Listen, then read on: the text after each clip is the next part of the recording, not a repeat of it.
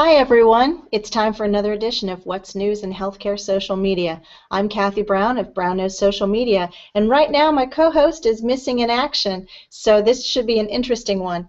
Along with that, there have been some changes with the Hangouts on Air from the back end. I've got a couple things that I think they must be plugging in for me to test, and it's resulted in some very interesting things behind the scenes.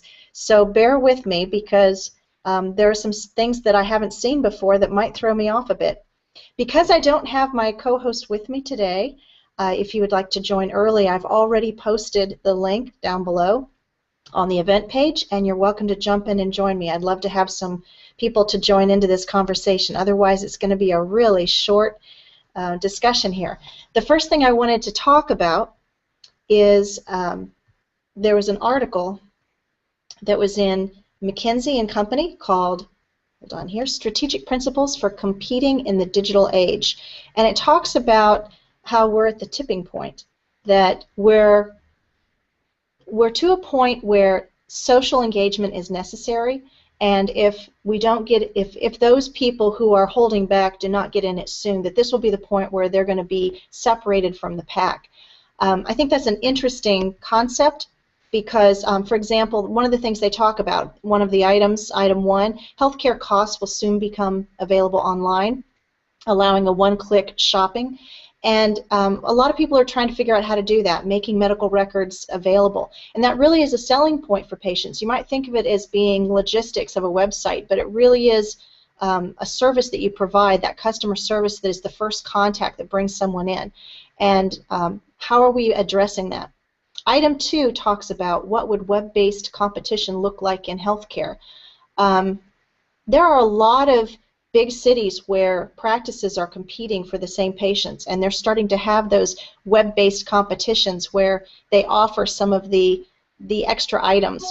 And what would that look like? And are you competing with telemedicine? So how is telemedicine selling to patients where you can reach those patients and get them to come in the door? Is that really a selling point for you, and can you play on that from a marketing standpoint? Also, item 4, could patient portals actually be the plug-in play value added proposition to this, what this article talks about? What I mean by that, I know that's kind of strange the way I worded that. The patient portal is something that everybody is moving toward. And when we think about getting patients into the patient portal, we think about having to coax them in against their will. Maybe what marketing should start to do is look at ways to make the portal an added value to what you're offering, to your hospital, your practice, your whole system. Are there things that you can present in the public space, but kind of finish in the portal space where the patients will only get that value if they go into the portal and participate within the portal? If you can figure out how to do that from a marketing standpoint to drive those people into the portal, that is a conversation that any administration is going to be really happy to engage and do, because that is going to be able to collect meaningful use dollars, and you're basically showing your return on investment right off the bat. So that's about all I want to talk about that article. I do want to plant one other seed, though, and that is the whole hangout or help out thing. The way help outs are being offered, and now we're able to use help outs with the secure encryption. It is completely doctor friendly now with help outs. Is that an area where you want to get your first touch with patients?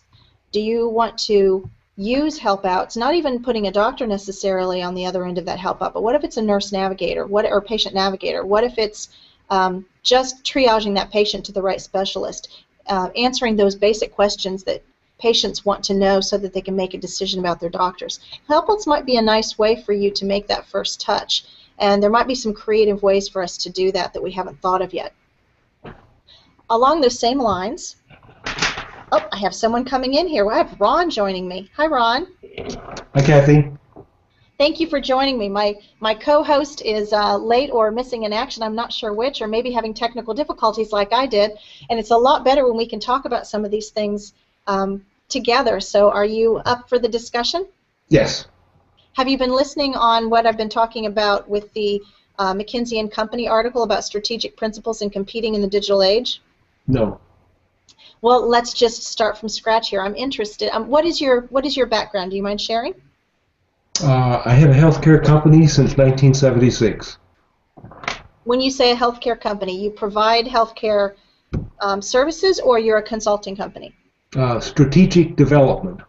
Strategic development. And when you're talking with companies and helping them strategize, shall we say, where does the digital space fall in how you talk to your clients?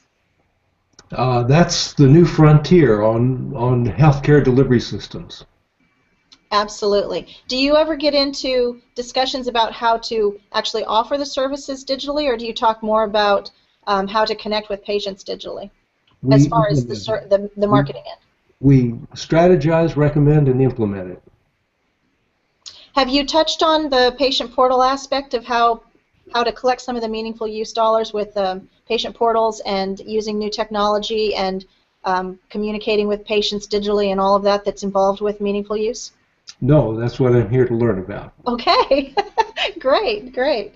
So, well, let's move on to the next article then, and maybe we can come back to this. I'm hoping that some more people will join. For those of you who are watching, if you would like to join the conversation, I've opened the space up early. I normally open up at 11:30, which is at half past the hour, but since I don't have a co-host, I welcome anybody jumping in. That's really when we have our best conversations. So, the next article I want to talk about is, I'm going to jump down to the article of, let's see, social media and healthcare, recognizing challenges and providing value. And Reagan published an article on how to create a successful online marketing plan, and it was really very traditional. And I was disappointed that once again that's the same safe place where Reagan has gone as far as getting yourself into the social space. And there's really so much more about that I wanted to particularly point out another article that I thought was even more helpful and along the same lines, and that was on Kevin MD. And Kevin MD, if you're not following that website, you should, because they have a lot of guest posters. And this one was called Use Social Media to Help Clear Health Misinformation, and it was by Howard Lux, who is an orthopedist who uses Hangouts and Google+. He's really on the cutting edge of communicating with patients. And he gives some good examples of how medical professionals can engage in social media for the good of the patients. And he talks about how the blogging and tweeting is not really all that you can do, that you should start engaging with patients on one-on-one, and that there's a lot more benefit to that. And if you look at some of the things that Howard Lux does, he actually goes out and creates these videos where he talks about a specific topic that patients are going to want to know about. He answers some of the questions in a generic way, not per patient, and then he puts it out in that space for patients to find, not only on Google+, but he's created a library of resources on YouTube that patients can find when they search on YouTube, as well as embedding it in his website when he posts those videos and creates those videos. So I think that if you look at some of the new ways that physicians are starting to play in the social space, it's a lot more innovative and effective than what this tweeting and blog posting is what we've traditionally known. We have another person who's joining us, Roxanne, one of my regular viewers. Hey. I'm sure that we'll have some exciting conversation here. Thank you for joining us early too, Roxanne. Thank you for having me. She's always good for some discussions, aren't you? I want to get into one, now that I have a couple of people to talk, I want to get into something that I've talked about on the Healthcare Talk community. I posted this article earlier this week because it really hit home with me.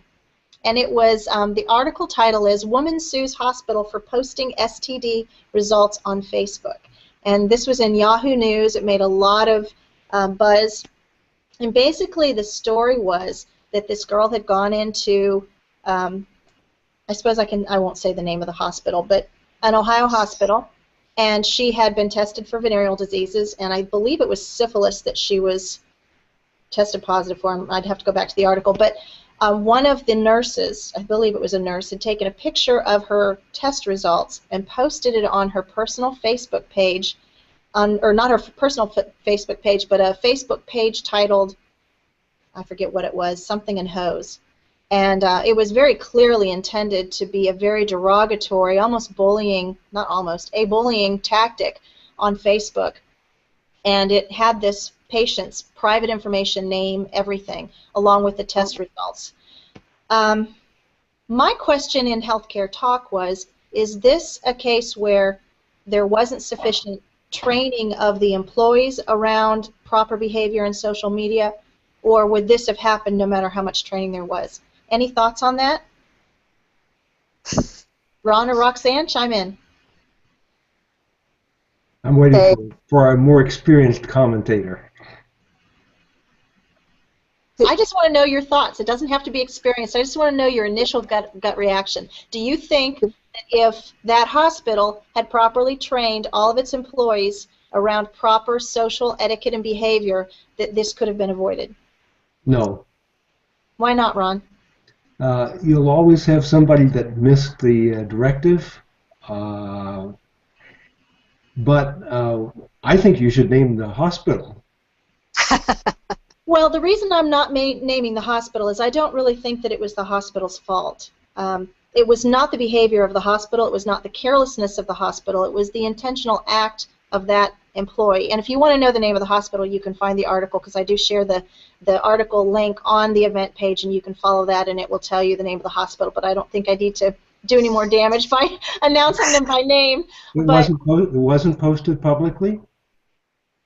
The employee posted the chart on the story about the hospital was not made public information? The story about the hospital is in the public realm, and I posted the link to that article. It was on Yahoo, so yes, it was as public as you can possibly get. Why would you be reluctant to share it with us if we don't know?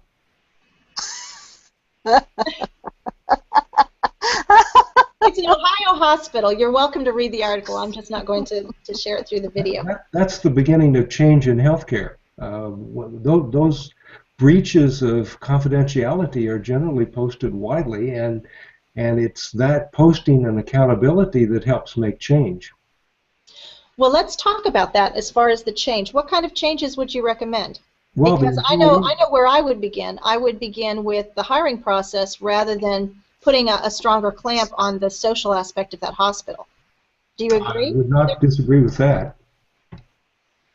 Well, I have something to say.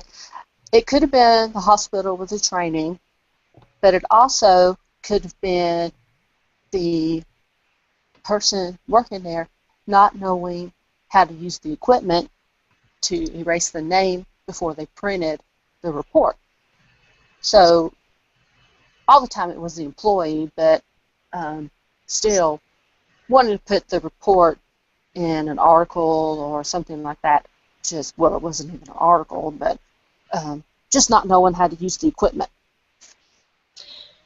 Yeah, but in this case, it wasn't a fact that it was printed out a certain way. It was the fact that the record. Well, I suppose if you're saying that the person couldn't have taken a picture of the name if it was there, but then that couldn't have been placed in the patient's record, the folder, to actually marry that to the patient itself. So I'm not sure that could have been done, because this came out of the patient's record. So the employee clearly went to that record and used a cell phone to take a picture of that record. Oh, so they didn't get it off Facebook.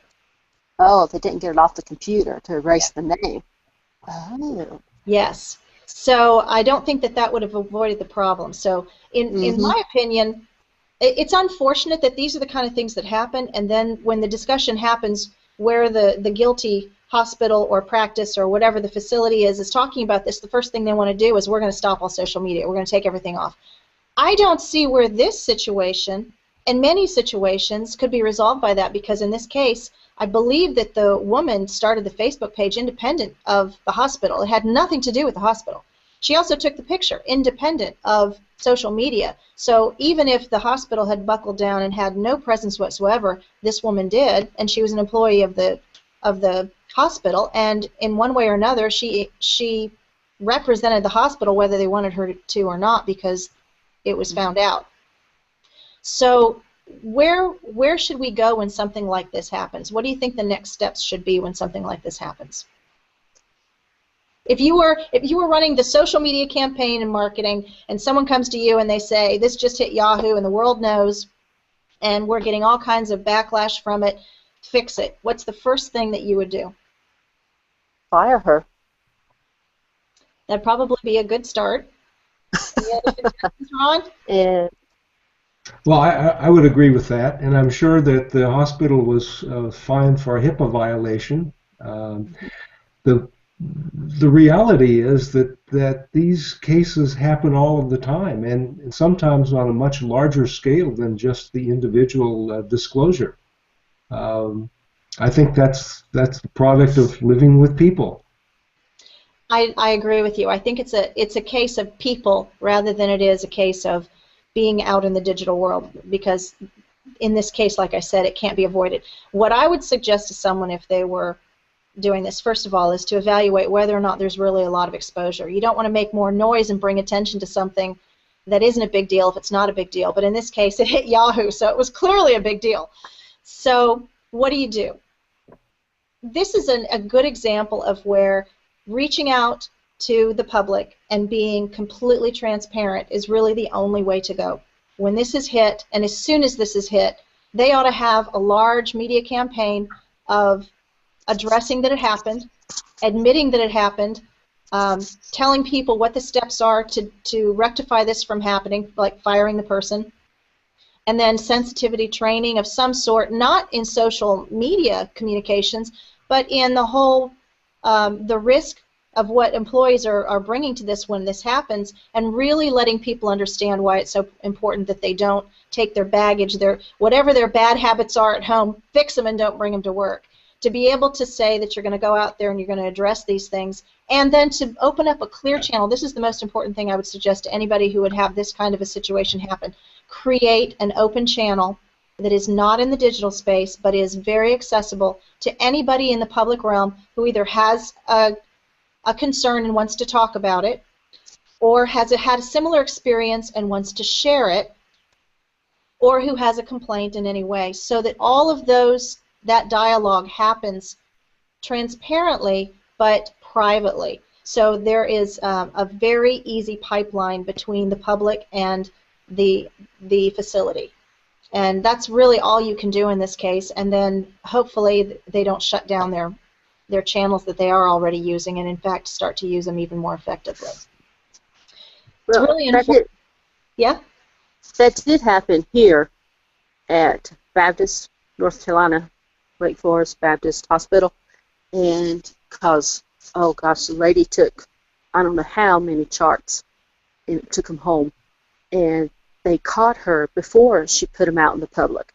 But they did bring it to the public's attention to, come out and say it's our fault, but we did find her and we fired her, and they got fined. So they let everybody know, and they were just kept being followed, I think, for 3 years to make sure nothing else happened. But now they have a system that's where people have a password where they can go online and look at their charts online. So now everything is computerized because of what happened. So they really did lock down the actual information so that it would prevent some of that potential sharing, like what happened in this case? Uh-huh. Wow. So, they really did good job on catching her before she was able to give it to the public. And they did go to the public and say sorry, before everything got out. Well, good. The healthcare world really has a pretty schizophrenic attitude toward information. On the one hand, with electronic health records, we want that data to be more available and accessible for the care of the patient. On the other hand, we've got privacy and security regulations and an industry that has really not dealt with this in that kind of way before. The financial services industry has dealt with this for a long time, but the whole issue of technology and privacy and and interoperability are big challenges to an industry that has pretty much operated as a cottage industry and still thinks of itself as a local business. Absolutely. Well, and my husband, who is a health system administrator, he was a practicing physician, and then he went into administration, so he's kind of seen the whole gamut there. He always says the best app to access patient records would be one that resembles a banking app, because when he wants to send one of our sons money at college, it takes all of 3 seconds to go on that app and send the money out, and it's not hard to do. And it's quick, it's simple, and it's completely secure. And that's the way patient records ought to be handled as well. And we just aren't there yet. It's great. With ours, we can even send messages to the physician and find our lab work, when our appointments are, and even it sends us email to remind us when our appointments. So I love it. Now everybody's going to want to know what kind of system Baptist is using. They are. Well, that's good. And that's the challenge that we're dealing with right now. And I think one of the things from a patient standpoint is that patients have not been empowered to really own their records and to be able to have access to them when they want to. It's one thing to have records encrypted and in a safe place, but when you want a copy of your own records, you should be able to access them, have a copy of them, and you should be able to share them. And I think that's, go ahead. You've added another dimension to the schizophrenia, because this has historically been a paternalistic system where the doctor knows best, and these are kept private from the patient or the customer or consumer, which is what professionalism has historically been, the repository of knowledge that you keep from customers so that you can sell the service to them. So I think that adds on to the issues we talked about earlier. Very true. And as we get into the new world of patients having to be more proactive about staying healthy because they're going to be assuming more of the financial risk than they have in the past, there's going to have to be more of a relationship between the provider and the patient, because we're no longer going to be able to give patients everything they want and insurance covers it. So there has to be some way to manage those patients in groups that is beneficial to both the provider and the patient, and this is going to be one of the first steps that we have to deal with, is how to communicate with them, how to educate patients on the best ways to stay healthy before they get sick, and what the decision-making process is when they need treatment, to understand how to weigh the different choices and make the best decision. And all those things have to be communicated in a very simple way. So I think that's where social is really going to be most beneficial early on. What I want to talk about for the last couple of minutes here, before we just open this up to anything you want to talk about, is give you a little food for thought here. Some of you have seen the Q&A, the questions and answers app that has been out on Hangout in the past, and that's where if you have a large crowd of people that want to ask questions, you can engage the question app, and then people can post questions, and those questions actually go into the Hangout, but unfortunately they don't land on the event page, and that's why I don't use them. I really like the history of our comments as people are commenting on the event page, and that's for, if anybody's wondering why I'm not using it, that's why. So, but along those same lines, there is another app that's been buzzing around, and it's still in development here. Some people have it and some people don't. If you've seen some of the Hangouts, and that is a promotions app, and along with the promotions app is, I'm trying to think of what they call it, but it's basically people are able to sell things in a Hangout. So the food for thought that I want to pose to you to think about is, if you had the ability to have a Hangout that was directed to patients or directed to somebody who is your healthcare audience, how would you use that? How would you use that app to promote something on your Hangout that would direct patients to go somewhere? I think it's important that we start to look at ways to use some of these tools in innovative ways other than somebody who's selling something on Etsy. But what would you sell to patients if you could promote something while you're having a Hangout? Do you have any thoughts that immediately come to mind, Roxanne or Ron? Not I. Oh, well, Oh, I'm being called by my daughter. The only thing I did was ultrasound, and I'm sorry. Is just have them maybe talk to you about the machine, the equipment before they come and say, yeah, I'll look at it. And that'd be the only thing, but you can't talk price to them until you looked at it. So that'd be the only thing. Maybe just talk about it before you look at it. What about promoting future classes on wellness? One of the things that I see that this might be used for. I gotta go. Okay. Thanks for joining us, Roxanne. Bye, Roxanne. It's nice to meet you. Nice to meet you. One of the ways I could see using this kind of an app on a Hangout is if you could, hold on a minute, let me get to my screen here. I think Roxanne having some issues getting disconnected. Is to use it in a way that, let's say you have a series of wellness classes and you want people to sign up. You might be able to talk about a particular topic and then say we have some classes coming up and this is promote those. Work. Why is it not working? Well, I can't dial out. I don't think she realizes she's still on. Okay. I was going to say, I have to leave at 11:30 anyway, so it was certainly a pleasure the first time, and a pleasure meeting Roxanne. I look forward to it in the future. Well, thank you for joining us, Ron. It was nice that you popped in for your first Hangout, and I think we are going to wrap this up because I don't have a lot of conversation here. So for those of you who are watching, thank you for joining for this short version of What's News in Healthcare Social Media. I'm Kathy Brown of Brown News Social Media. Bye. Thanks, Kathy. Bye-bye.